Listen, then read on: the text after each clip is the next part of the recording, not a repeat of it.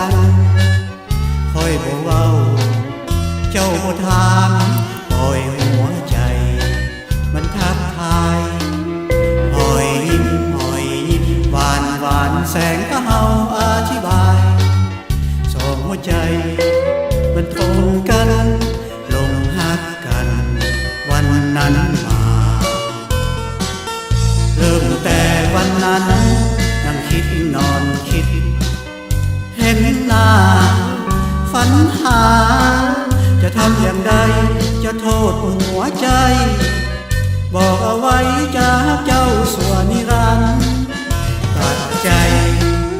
หากมันมอบหัวใจให้ต่อกันหากแต่เจ้าจึงเลือกเอา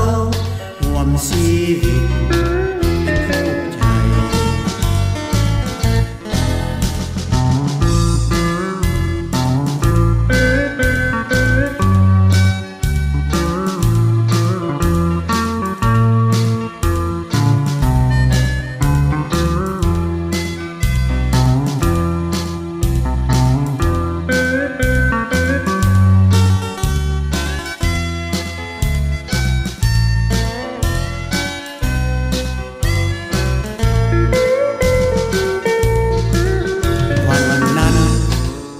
จำได้สองคนเฮาได้พบกัน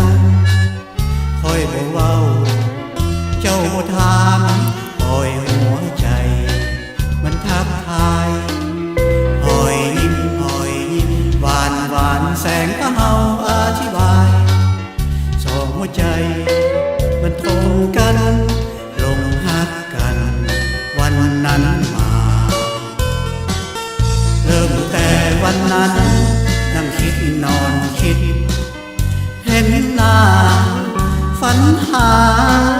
จะทำอย่างใดจะโทษหัวใจบอกเอาไว้จากเจ้าส่วนนิรันดร์ตัดใจ